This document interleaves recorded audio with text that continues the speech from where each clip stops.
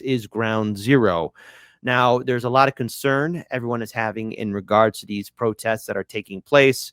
I think these are far more different than how we've seen Trump or even Biden react to them, especially from Trump's first term.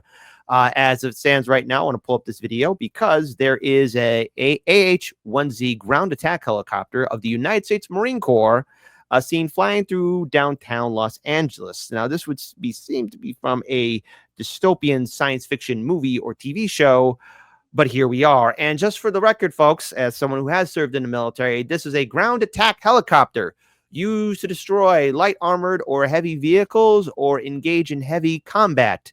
What is it doing in an American city with protesters who do not have any kind of equipment whatsoever to engage it, or is it at its need to be deployed? But, you know. I'm sure you can tell us, Kit, but I know the Marines are well known for their control and crowd control abilities and not exaggerating a situation. They're really good at calming things down. I will add on to this. There is no need for active servicemen and women and anything of that nature to be used for a civilian protest that's taking place. I understand emotions are high, but this is how things get easily triggered. And we have a different segment to talk about this all together because what's happening in LA will be happening to a city near you. Hold on. Sorry, let me mute that. Yes, that is a Marine Corps attack helicopter. Ground attack helicopter, to be more precise. That was filmed in Los Angeles. Why it is there and its purpose, well, we have an article here. Before we get started with that, with the article, Daniel, your thoughts right now on seeing that attack helicopter flying through a major metropolitan city in the United States, not in a foreign country.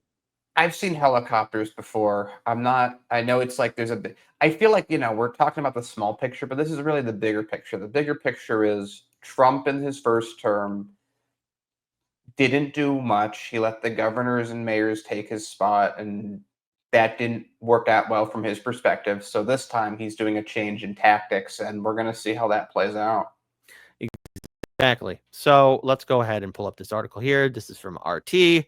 And it's in regards towards the Pentagon deploying Marines. So I have a lot of opinions about this and my feelings about this. So here we are. So the Pentagon will deploy active duty Marines to help quell riots in Los Angeles sparked by the arrest of suspected illegal immigrants. Around 700 Marines from the 1st Marine Division will assist in protecting federal personnel and federal property in the greater Los Angeles area, U.S. Northern Command said on Monday. This isn't the first time Marines were deployed in any kind of major riot. It's just there's some issues and questions that need to be brought up for the consequences and repercussions of it afterwards. The Marines will support the National Guard troops whose presence on the streets is expected to increase by 2,000 by Wednesday, according to Reuters. We have an obligation to defend federal law enforcement officers, even if Gavin Newsom will not, Defense Secretary Pete Hegseth wrote on X. The Pentagon announced later on Monday that an additional 2,000 National Guard members will be called to assist immigration agents and police. California Governor Gavin Newsom blasted... horrible choice of words there, blasted President Donald Trump's decision to send in Marines against protesters as un-American. They shouldn't be deployed on American soil, facing their own countrymen to fulfill a deranged fantasy of a dictatorial president, Newsom wrote on X. He earlier urged Trump to recall the National Guard, arguing that it was unlawful deployment is escalatory and violates California's rights as a state. The protests erupted on Friday after the immigration authorities arrested over 40 people at a Home Depot parking lot and at an Ambience Apparel, a clothing manufacturer, on suspect of fictitious employee documents. Daniel, go ahead. I see you ready to speak. Go ahead.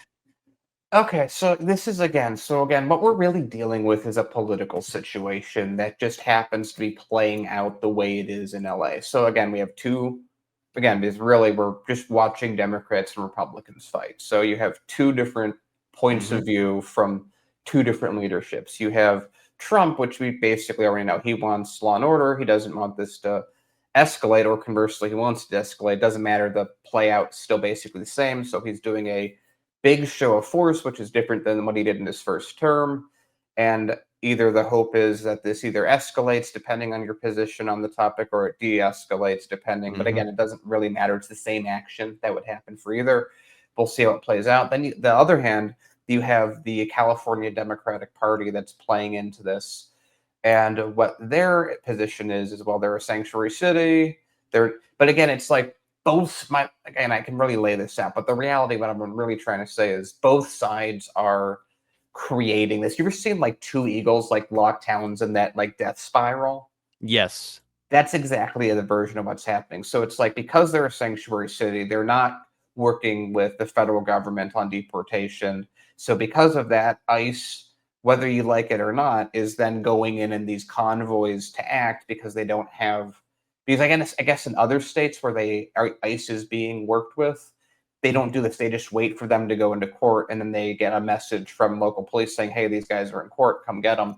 But because LA and California aren't doing that, either way you look at it, if either ICE does nothing and ignores California or ICE goes in, and they're going in, obviously under Trump, and as a result of them going in, you have these. But again, my point is that both sides are creating this outcome, and as per usual, the victims are the people with the least amount of power, Mhm. just like just about every conflict that we're dealing with in the world.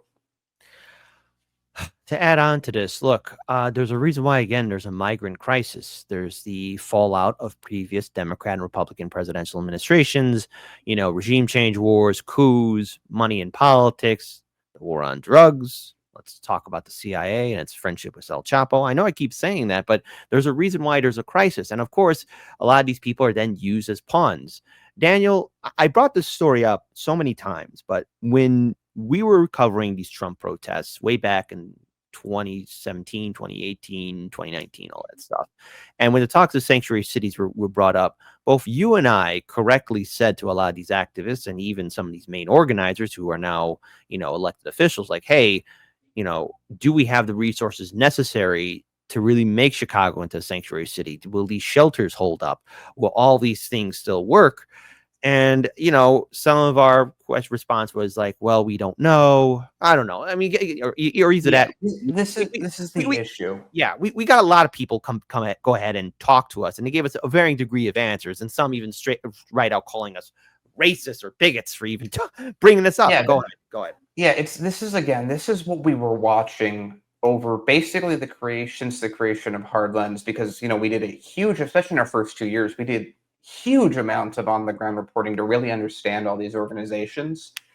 And here's what I would say: it's like again, effectively, what the sanctuary city status did was a good again, it depends on your perspective. I've really learned a lot about people's perspectives over the last few Yeah. years.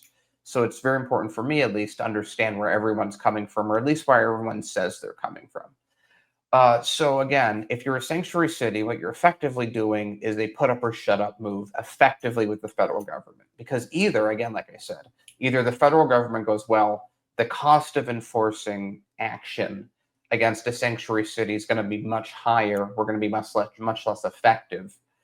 So it's either going to not be worth it at all to be involved in the first place, or it's going to be a big presence. And so for sanctuary cities, again, it always, well, retrospectively at least, it felt more reactionary than actually affirmative. Like it felt like first term, Trump's in here. Oh my God, Trump's really evil. Let's do something to respond to him. How do we respond to him? Deport. I know we'll create sanctuary cities. And again, we've seen over the last two administrations that it sort of has snowballed into something that's becoming increasingly unpopular. At least the polls that I've read show that. Hmm. And so it's like truth is manufactured in real time. Yeah. And it's yet to be seen exactly how this plays out. But it does seem, at least to me, that Trump has the momentum on his side. Sanctuary cities seem to be becoming less popular in the average American's mind.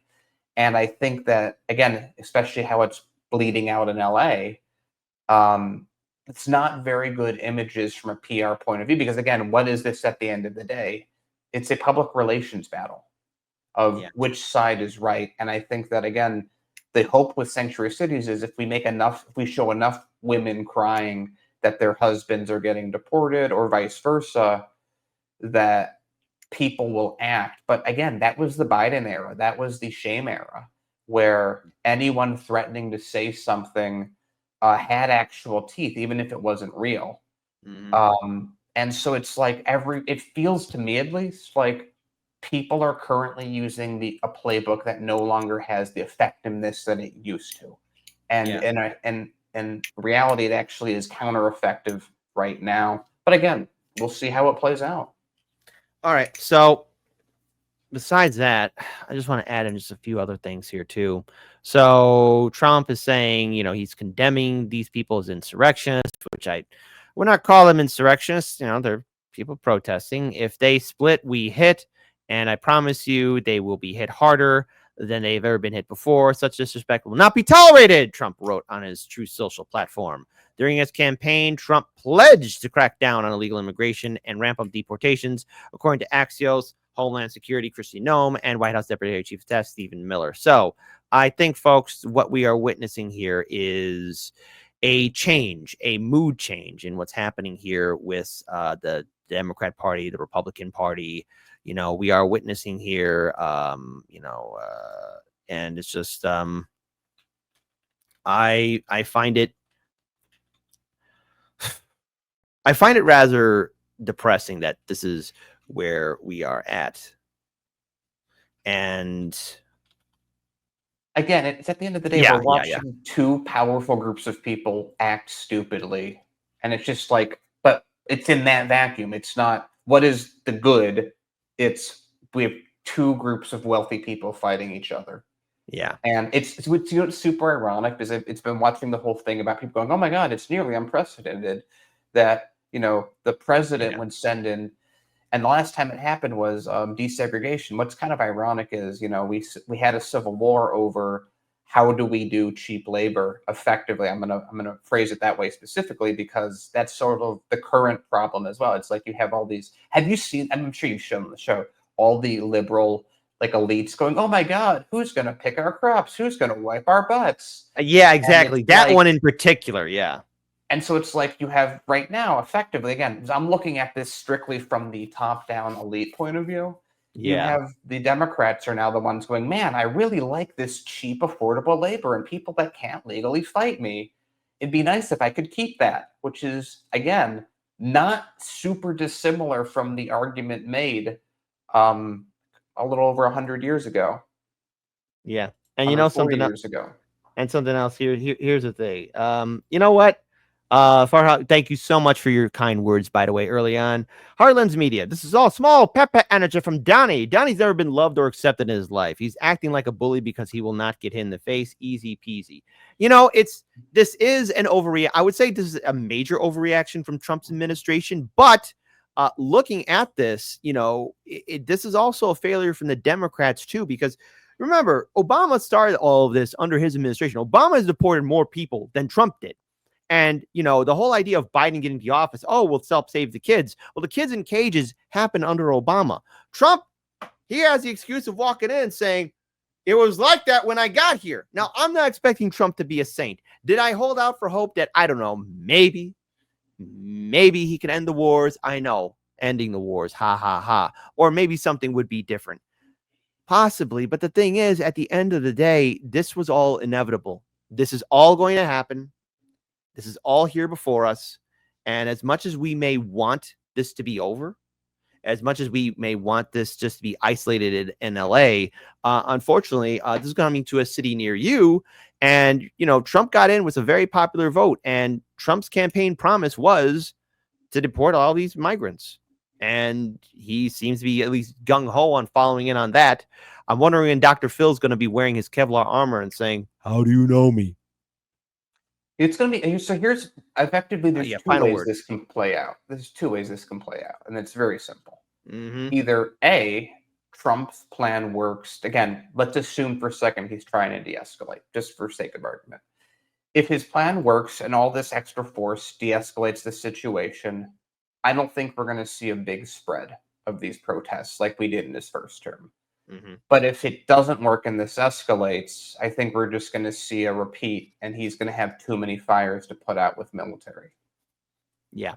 And you know what? There's consequences if the whole country is being politically if the whole thing is unstable. So prepare yourselves, folks. This is only the beginning.